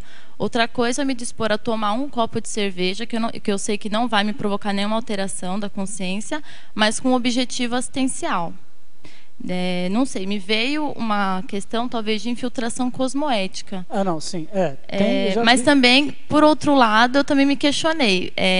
Mesmo na questão da infiltração, porque assim, existem grupos que a gente vai assistir, cada um tem a sua cultura. E a gente sabe que a bebida, a cerveja é uma coisa impregnada, que faz parte da cultura. Então, de repente, eu tomar um copo de cerveja que eu sei que não vai me prejudicar, isso não estaria predispondo a eu conseguir assistir melhor aquele grupo? Porque a impressão que eles teriam de mim seria uma outra que talvez permitisse um link maior. E o link que eu teria não seria com assédio, seria com amparador. Então, me veio essa questão da infiltração cosmoética, mas, por outro lado, eu também questionei. Será que também não teria outra forma de eu ter esse link com esse grupo? Tudo bem, eles têm essa cultura de beber muita cerveja, mas eu não poderia, sei lá, trabalhar melhor minha comunicação, saber mais assuntos que eles têm link e, através da comunicação, conseguir acessar o amparo? Então, me veio essas duas questões. Eu discordo dela porque eu tenho uma vivência nesse sentido. Meus amigos todos bebem e eu nunca bebi. E nem por isso eu fiquei fora do grupo. É claro que eles sempre me fizeram uma pressão para que isso acontecesse e o meu posicionamento foi. E assim, eu até brinco com eles. Chega no final da festa, vocês estão todos cansados, eu estou inteira. Então eu não vejo motivo de beber. E nem por isso eu sou excluída do grupo, entende? Então eu acho que isso na minha visão, é uma autocorrupção das piores, assim. Porque você tem que sobrepairar essa condição, você não precisa daquilo. Então, assim, principalmente assim, no meu caso eu não gosto, eu poderia muito bem beber uma cerveja que também talvez não me faria nada, mas acho desnecessário. Eu busco o link por outros pontos, entende? Eu acho que existem muitas variáveis para você fazer link e é desnecessário.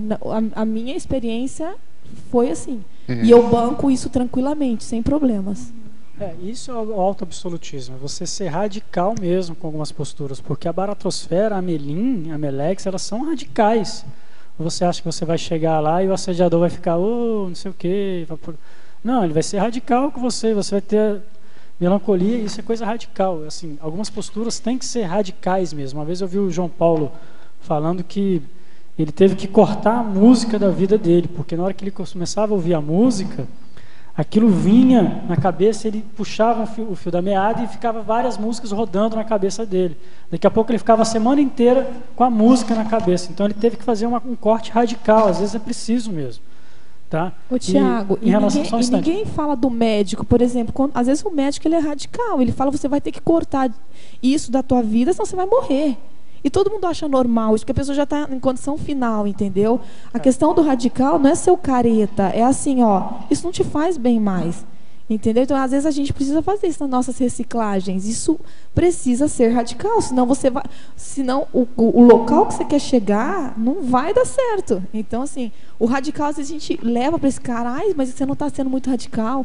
Ou se o médico virar para você e falar, você tem um câncer, você vai ter que fazer tal procedimento, isso vai ser radical na tua vida, você vai ter que fazer. E ninguém fica justificando isso, sabe? Então, acho que a mesma coisa, isso a gente pode levar para nossas reciclagens. Não, eu gostaria de lembrar aqui o lema, por exemplo, do AA, né, dos Alcoólatras Anônimos, que é utilizado para várias instituições de tratamento, que diz, né, evite o primeiro gole, né? Então, é um autoabsolutismo, porque na sociedade patológica a pessoa é incentivada a beber, né, todas. E depois chega um período que a pessoa não pode nem tomar nem o primeiro, porque ela vai entrar numa síndrome, vai querer aquilo e vai perder o controle, né? Vai perder o controle e vai ficar dominada, né? Isso aí são experiências de grupos de irmandades que tratam desse problema, né? Evite o primeiro gole. Então, porque o pessoal inclusive comenta que a droga, o álcool, eles levam cadeia, né? Cadeia, instituição psiquiátrica ou morte, né? São três destinos, né? A droga e o álcool. E levando uma outra questão aqui que eu queria colocar, que é a questão da fobiologia, né? Eu queria acrescentar ali também a questão da quimicofobia, né? Não podemos também entrar numa quimicofobia, porque na verdade nós, como a mini central energética, como já dizia o professor Valdo, né? Nós trabalhamos com bioenergia e é tudo uma química, né? Açúcar e uma série de componentes que é absorvido e outros são eliminados. Então, foi comentado inclusive esse tempo aqui sobre a medicina bioquímica e tal, e falava sobre isso, que o lema daquele assunto era a química a serviço da vida, né? Que é um outro paradoxo, né? E tem a questão da quimicofobia, que é um problema de querer generalizar. A pessoa tem que ter uma dosagem, é evidente, né? Mas para quem está no extremo, iniciou com um gole, uma cerveja, 3 copos, chegou a um ponto, né, de um alcoolismo, de uma drogadição, que tem que entrar para uma irmandade dessa, para uma clínica psiquiátrica, que ela precisa ser mais autoabsolutista, que seria essa questão do evite, né? O primeiro gole, senão ela vai perder o controle da situação. É bem sério isso. Obrigado. Muito bem colocado, Marco.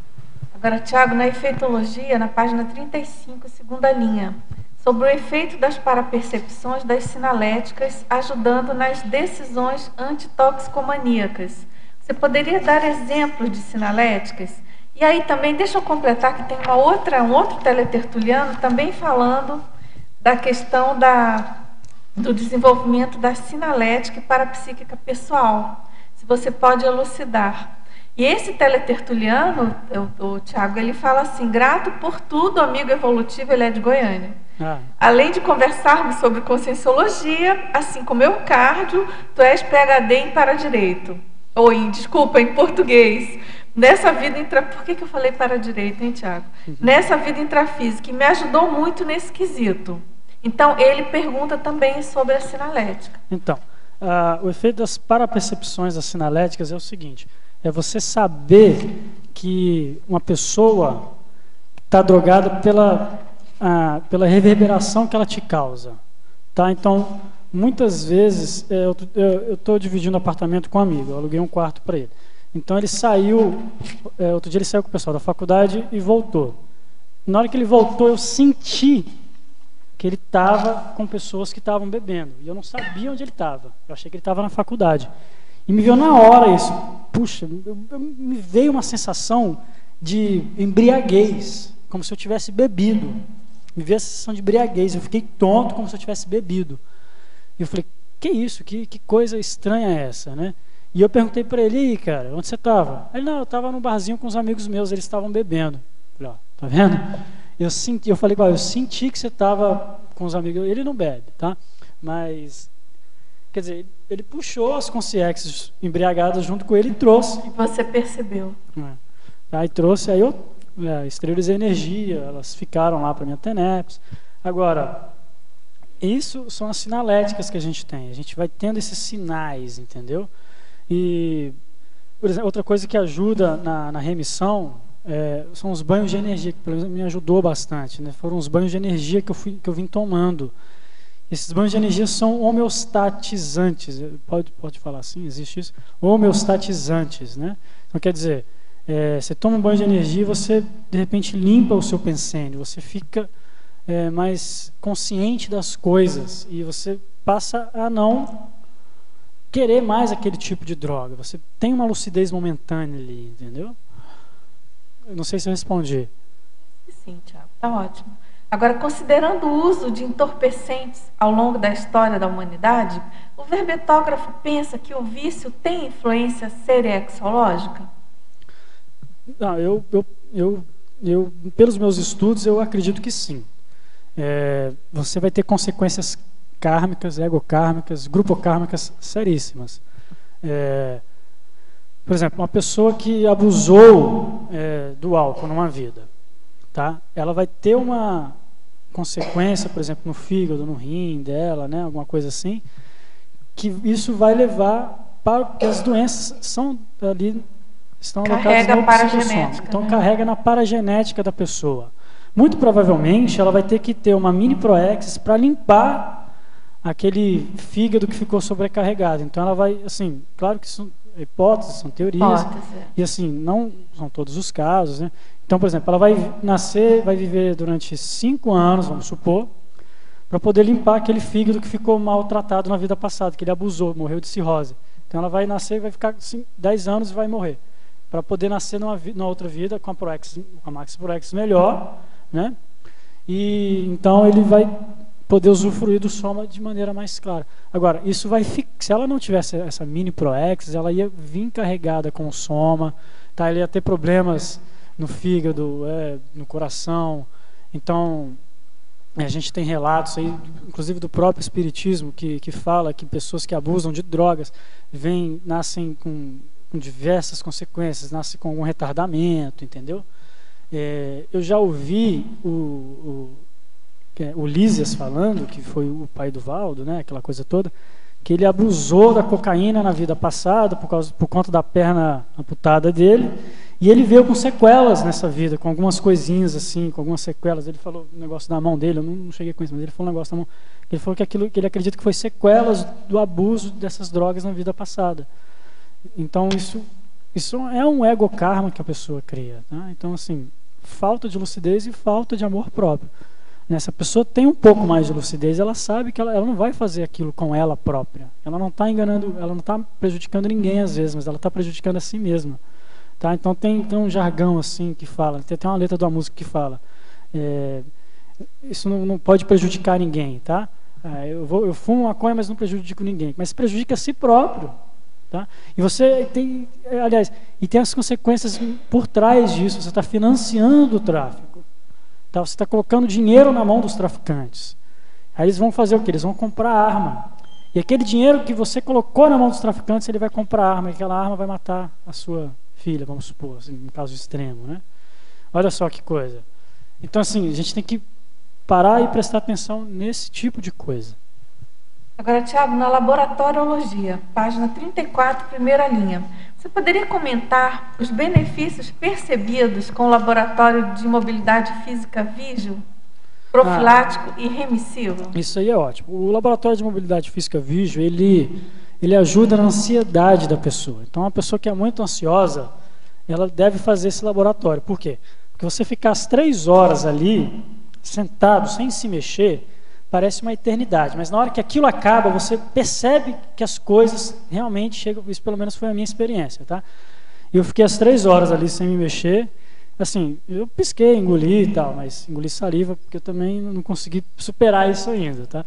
Mas o que acontece é que na hora que acabou, na hora que o alarme soou, às 3 horas eu falei, cara, acabou, não acredito.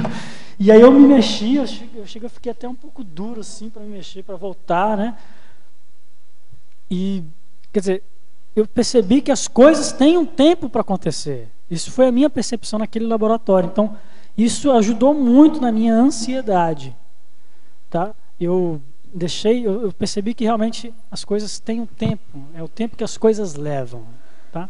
Não adianta você querer adiantar o relógio e, né, às vezes a pessoa fica na autocorrupção ali no laboratório, acho que o relógio pifou, né? Aí deu 2 horas, ela vai sair e olha o relógio, perdeu o experimento, né?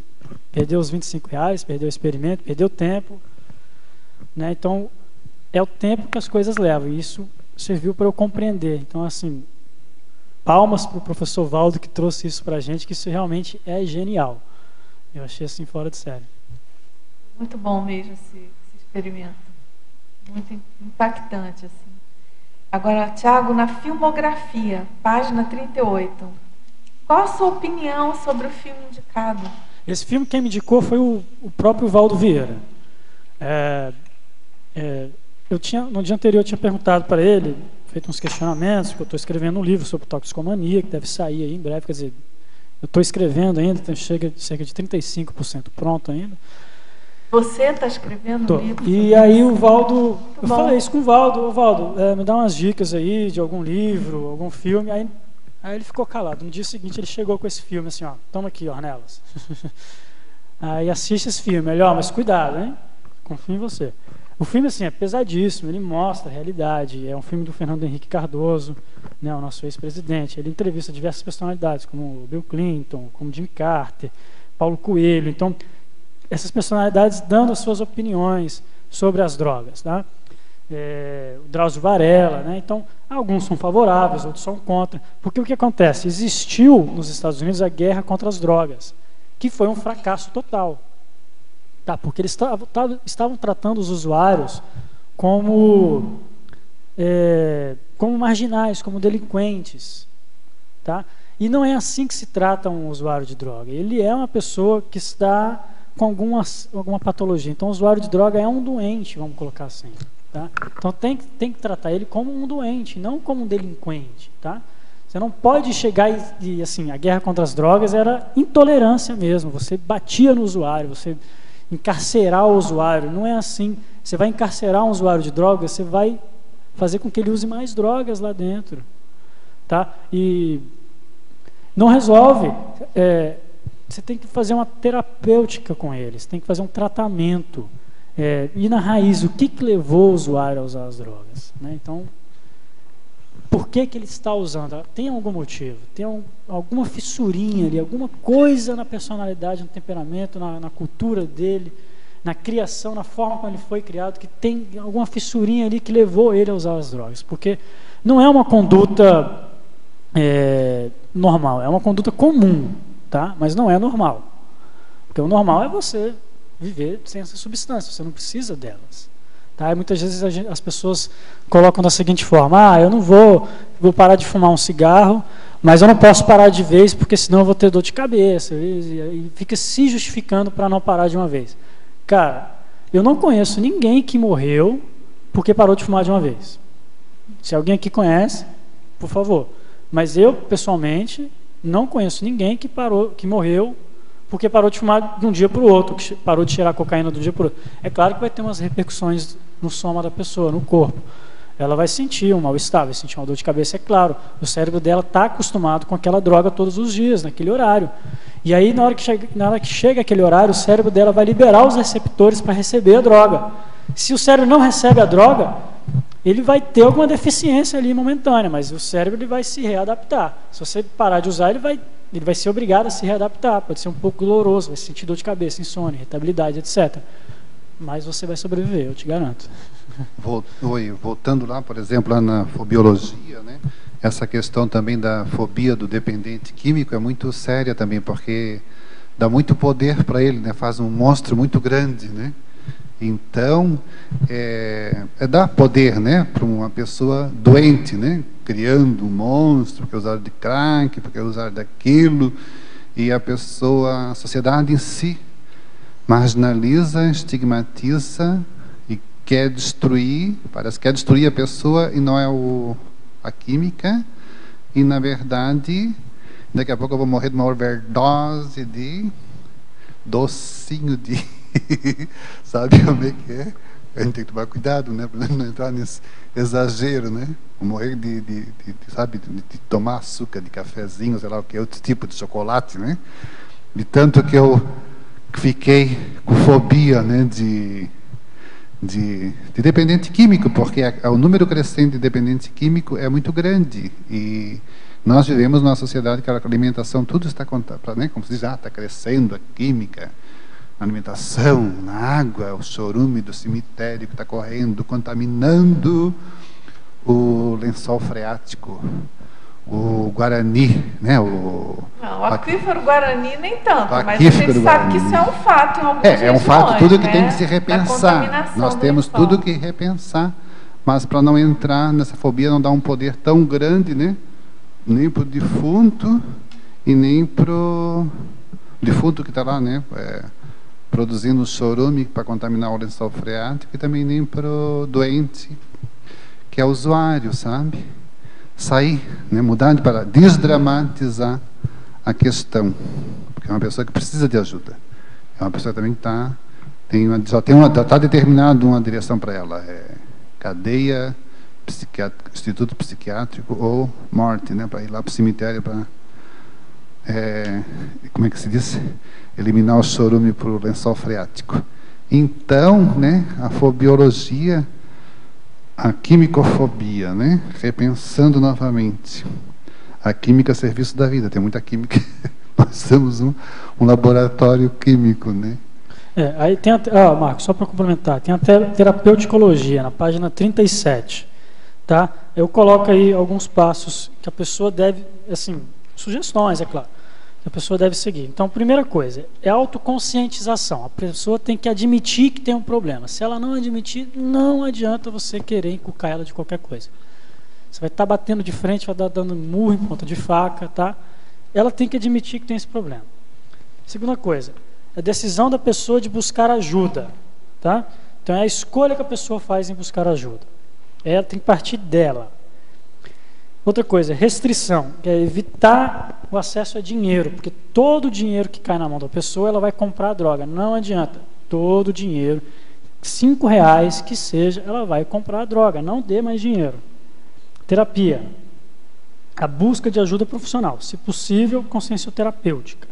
Tá? A pessoa tem que buscar uma terapia. Se ela acha que não é capaz de sair por conta própria, busca ajuda.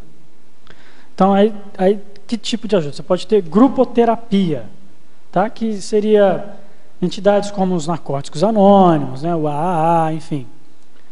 Tá? Isso pode ajudar também. Porque você, na hora que vê as pessoas naquela mesma situação, aquilo dá força para o grupo.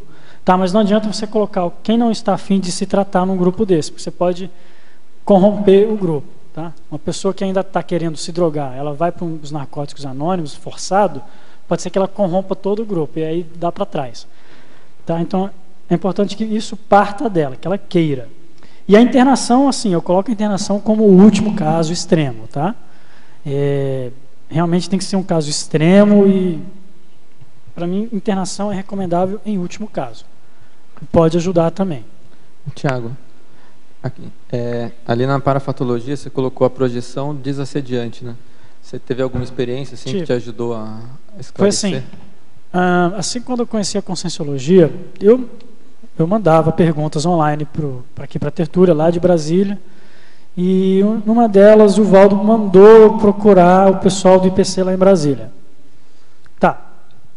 Ele falou assim, procura o pessoal do IPC em Brasília e manda eles fazerem um arco voltaico em você. Procurei, aí assim, fui lá, falei com o pessoal e a gente marcou o arco voltaico na quarta-feira, eu lembro disso. Eu fui lá tipo na segunda-feira e a gente marcou o arco na quarta-feira. No dia, na quarta-feira, quando eu acordei, estava marcado mais ou menos para umas 7 horas da noite o arco voltaico. Mas na quarta-feira, quando eu acordei na quarta-feira, eu tive uma projeção. Nessa projeção, eu estava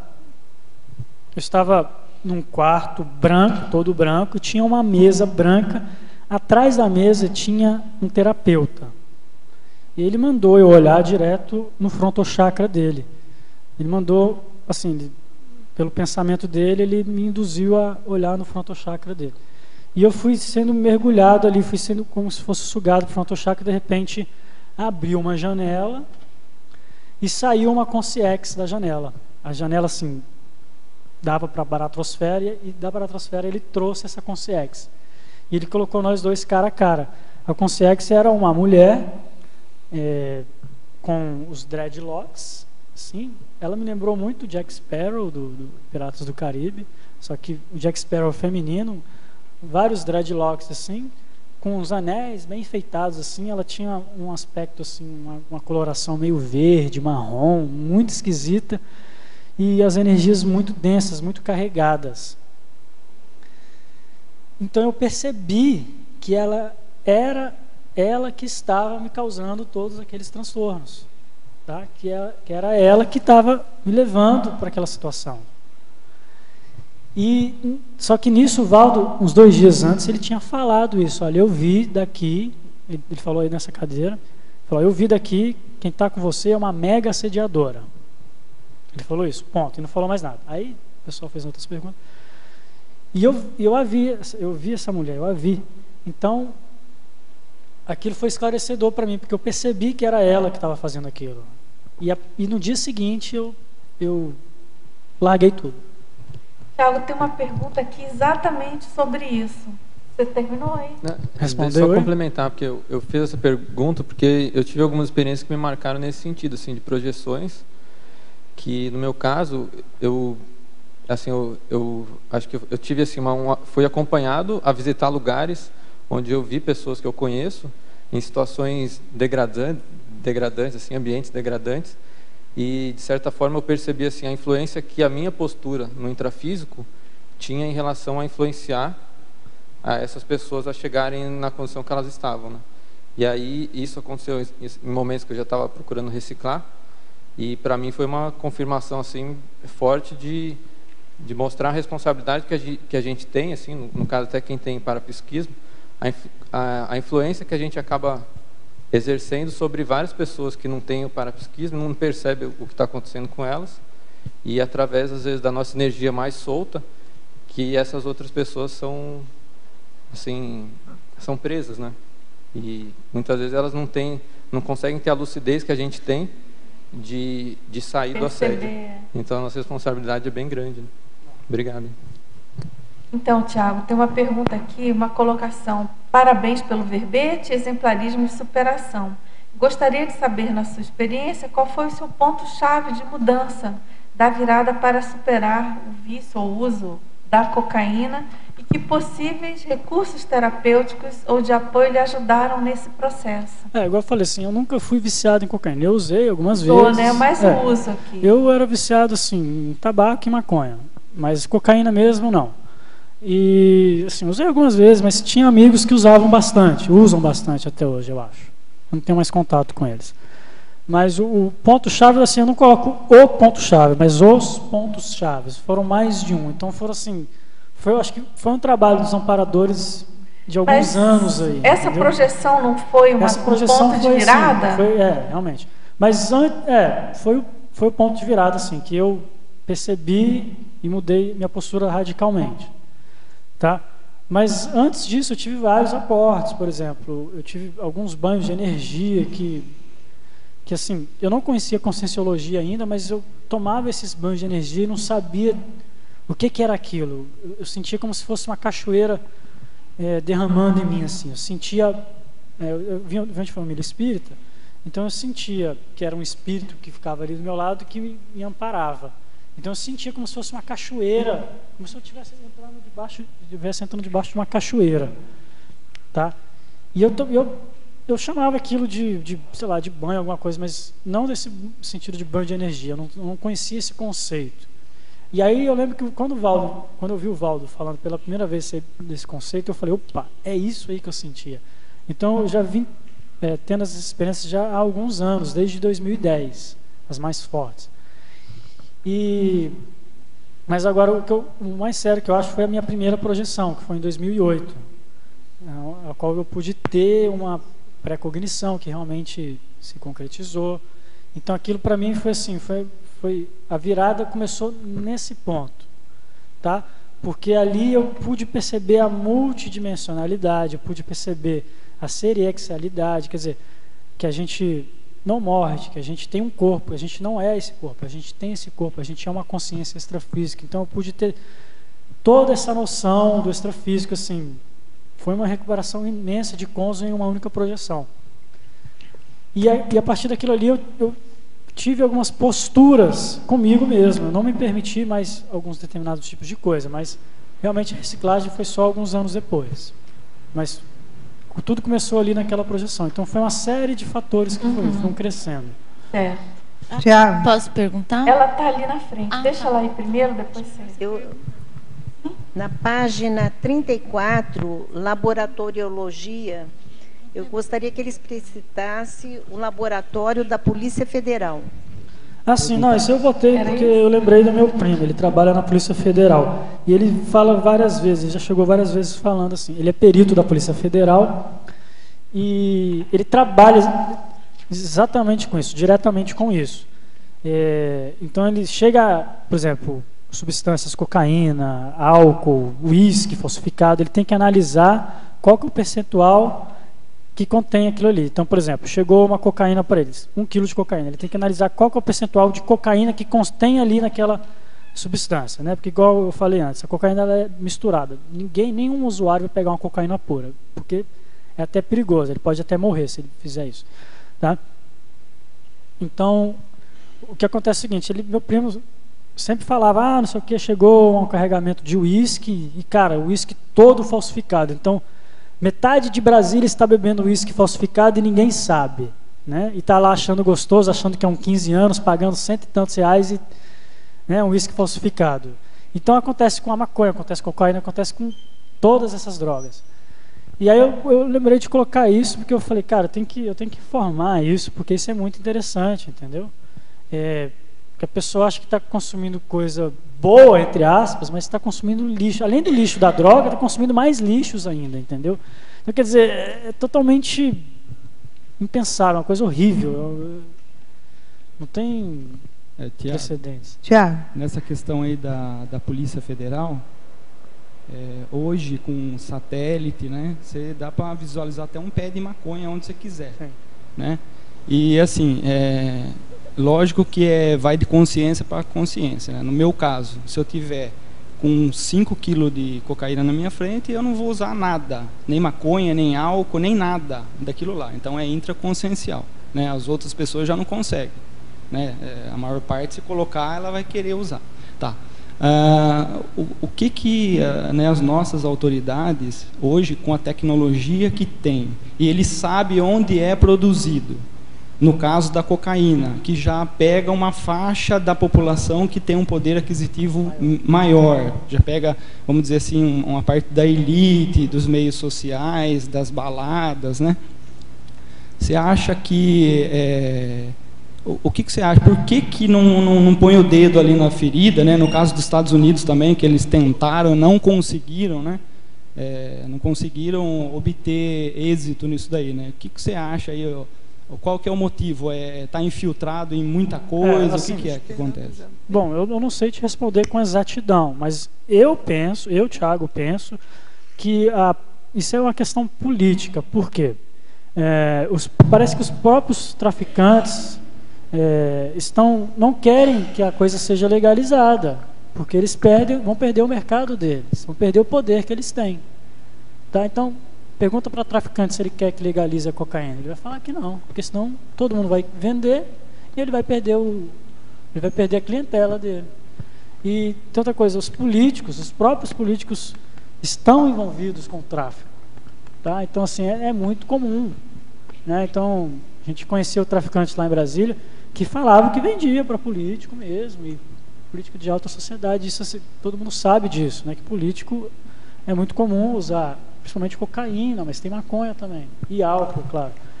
Mas eu penso que é uma questão política mesmo, que não legaliza porque não parece que... Tá, é claro, tem vários diversos fatores aí também, mas uma das questões é essa. A gente pode levantar N motivos. Tiago, aqui em cima, eu queria uma questão.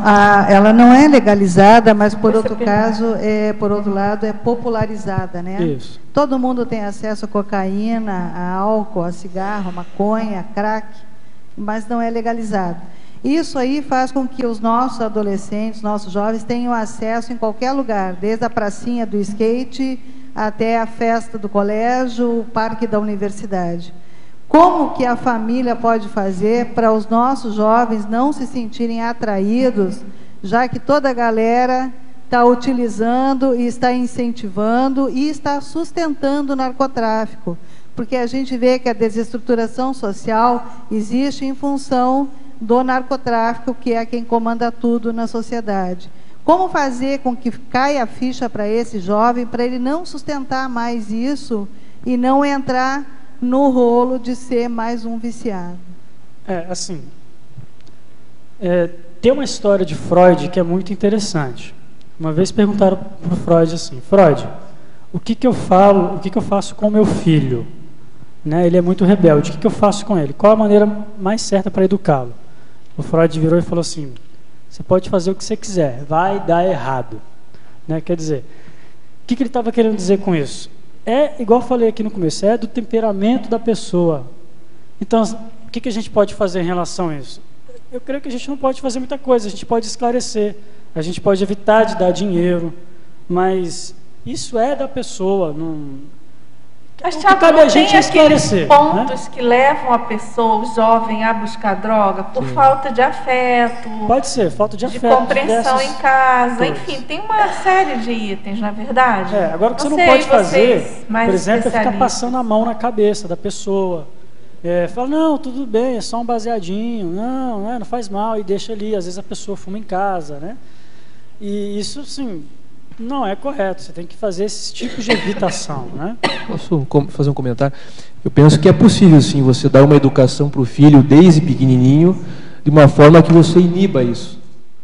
Não é uma garantia 100% de que você vai evitar que um dia ele use, mas tem sim como você inibir isso através da educação, uma educação mais disciplinada, onde você cobre a organização da criança, a disciplina, não mime demais a criança. Então, tem algumas coisas assim que você pode, algumas medidas que você pode tomar, tá de olho nas companhias, porque as companhias influenciam muito. As companhias são, na minha opinião, um ponto crucial nessa questão de levar ao uso. E eu acho que é mais ou menos por aí. Claro que se a pessoa tem uma paragenética, tem já outros fatores que vamos dizer assim, são determinantes para levar ela para o uso, pode ser que nada disso impeça, mas são medidas que a família pode adotar para tentar minimizar os danos. Né? Vamos lá? Ou então... Muito bem colocado. Espera aí, só um minuto aqui, o nosso tempo está esgotando, ela está esperando há um bom tempo, tá? Tá. Em parafatologia, terceira linha de baixo para cima, o amparo extrafísico a favor da anticocainomania. Depois tem curso intermissivo e ficha evolutiva pessoal. Tá. O amparo extrafísico foi o que eu já citei aqui, que foi aquela projeção desassediadora que eu tive, que aquilo ali foi um amparador mesmo. Eu tenho consciência que foi um amparo, aquilo ali. Então, os amparadores estão sempre ali te observando, né? No momento que você faz um movimento que quer mudar, aí eles agem. Tá? Mas eles não vão agir antes de você fazer esse movimento, não. Tem que partir da pessoa. Eu lembro que quando eu fiz o movimento para poder parar, no dia seguinte eu parei. Eu nunca tinha feito esse movimento, nunca tinha me passado pela cabeça parar de fumar maconha. Mas no momento que eu decidi, não estava me fazendo bem, que eu percebi que não estava me fazendo bem, decidi parar, foi de um dia para o outro. Tá? Então eu vi que teve amparo aí, eu vi que teve uma coisa muito séria. Outra coisa que você perguntou, o curso intermissivo. Assim, o intermissivista ele já vem com essas ideias inatas, tá? Por exemplo, eu lembro que eu sempre, eu nunca gostei de cerveja, de cigarro. Eu tinha nojo de maconheiro. Eu olhava para os maconheiros e falava assim: que cara burro, né? Por que ele faz isso? Eu tinha raiva, sabe? Eu odiava cerveja. Eu lembro uma vez que eu peguei o copo de cerveja do meu pai e joguei fora assim. Aí meu pai, na roda de amigos dele, aí eles começaram a rir de mim, eu era garoto, já tenho uns 7 anos, não sei, não lembro. E aí eles começaram a rir de mim e encheram o copo do meu pai de novo, assim. Aí eu pensei, não adianta. Né? E assim, eu lembro que eu tinha raiva. Eram ideias inatas que eu vim que não faziam, mas aí aconteceu alguma coisa que fez eu mudar isso, mas ainda bem que eu voltei atrás. E a ficha evolutiva pessoal, ela é o seguinte... são as coisas que você fez em vidas passadas que te ajudaram nessa vida. Então, por exemplo, que aportes você recebeu? Tá? Então, eu sempre recebi muitos aportes em relação ao estudo. Eu tive bolsa no ensino médio para poder fazer um estudo de boa qualidade lá em Brasília. Então, eu estudei no melhor colégio de Brasília. Tá? Então, eu sempre tive muitos aportes mentais somáticos. Então, isso vem da minha ficha evolutiva pessoal. Por que eu recebi esses aportes mentais somáticos? Provavelmente porque eu tenho algum merecimento ali no passado. Tá? Obrigada. E é por aí. Eu não sei se... Obrigada. Tudo bem? Vamos lá, a gente ainda tem 2 perguntas, vamos ver se dá tempo. Estamos aqui em Brasília assistindo a tertúlia. Parabéns pelo verbete, tema bastante esclarecedor. Na página Parafatologia, primeira linha, gostaria que explicasse a inversão da praxe de a vontade do assediador ser prevalente sobre a vontade do assediado. Sim, deixa eu só continuar. Penso que a Consim busca a droga, com isso abre brecha para o assediador. Exato. Por que você diz que a vontade do assediador prevalece sobre o assediado? Então, a coisa mais importante na sua consciência é a vontade, tá? Se você perde essa vontade, o assediador vai agir por você. Então, você vai ser guiado pelo assediador. Então, você está invertendo essa praxis da sua vontade. Então, em vez de você se guiar, você vai ser guiado. Você vai ser uma marionete, um fantoche desse assediador. Então, você perde o poder de discernimento, você perde o poder de vontade que você tem, tá? No sentido assim, você pode fazer o que você quiser da sua vida. Então, você tem discernimento para fazer as escolhas evolutivas para você. Só que a partir do momento que você começa a usar drogas, você perde esse discernimento, você fica escravo daquela droga, então você perde essa vontade, você passa a ser uma marionete na mão dos assediadores. As decisões passam a ser das consciências, né? Exatamente, você não age mais por você, e aí vem a semipossessão, uma série de fatores. Agora, Tiago, outra pergunta aqui. Acho muito confortável saber que existem pessoas que pensam exatamente como eu em relação às drogas e principalmente ao álcool. Parabéns, obrigada pelo tema. Você pode discorrer sobre a frase enfática? E aí a gente encerra, tá, Tiago? Tá, vamos lá. Vou ler a frase enfática aqui. A anticocaínomania atua de maneira profilática ou remissiva. Quer dizer, profilática quer dizer que ela é preventiva, tá? Então, você tendo uma postura de anticocaínomania, você vai evitar entrar nessas ciladas. Ou remissiva, quer dizer, se você já está na cocaína, essa postura de anticocaína faz você sair dela, tá? Gerando cultura anti-escravizante relativa ao uso antifisiológico da cocaína, por meio do autodiscernimento e do autoabsolutismo. Então, aí, mais do que nunca, entra o autodiscernimento, você saber, você ter aquela inteligência evolutiva, saber o que faz bem e fazer o que faz mal. E para isso você precisa ser autoabsolutista consigo mesmo. Quer dizer, isso é pleonasmo, né? Autoabsolutista consigo mesmo. Enfim, é você ser autoabsoluto, você quebrar com padrões, você ter essa mudança radical. Olha, uma coisa que me ajudou muito foi cortar os meus amigos. E assim, foi a parte mais difícil, porque eram amigos mesmo, não eram só amigos de droga. Amigos que quando eu estava ruim, eles iam lá e me levantavam. Então, mas é o seguinte, eu tive que cortar com eles. E assim, eles ficaram super chateados comigo, né? Mas eu percebi o seguinte, se eu continuasse andando com eles, lá pelas tantas eu ia ter uma recaída. Entendeu? Então eu tive que ser autoabsoluto. Então, mudanças radicais, posturas radicais, é isso. É você cortar pela raiz. E, se possível, cortar as amizades mesmo. Tem que cortar. Muito bem, Tiago. A gente agradece muito sua participação, seu exemplarismo, né? Foi muito teático, muito assistencial, seu verbete. Então, a gente agradece também muito vocês, tertulianos, teletertulianos, e até a próxima tertúlia. Muito obrigada e vamos aos nossos anúncios tarísticos. Obrigado. As pontuações da tertúlia de hoje são 49 assinaturas no livro de presença, 18 perguntas presenciais e 13 perguntas respondidas online. Hoje nós temos 2 recados. A Mara, com o curso 40 manobras, e a Fernanda, com o curso Leitura Lúcida. Boa tarde. A CIP convida todos a participarem do curso 40 Manobras Energéticas, ministrado pelo professor Epicom Mário Oliveira. O curso acontecerá de 24 a 26 de julho, nesse próximo final de semana, na sede da CIP no Discernimento.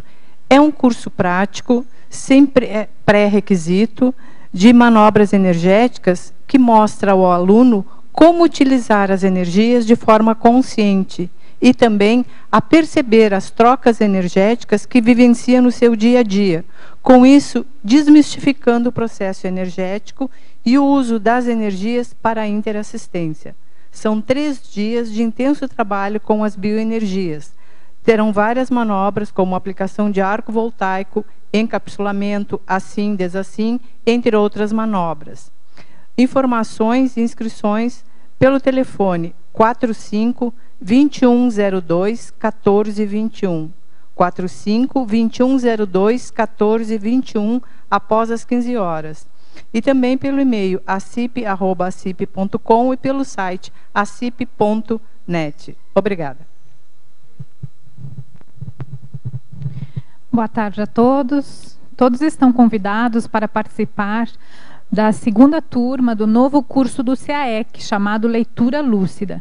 Esse curso ele é feito em 4 módulos, um a cada mês, e nesses módulos a pessoa vai poder fazer uma metria, né, uma análise da sua leitura.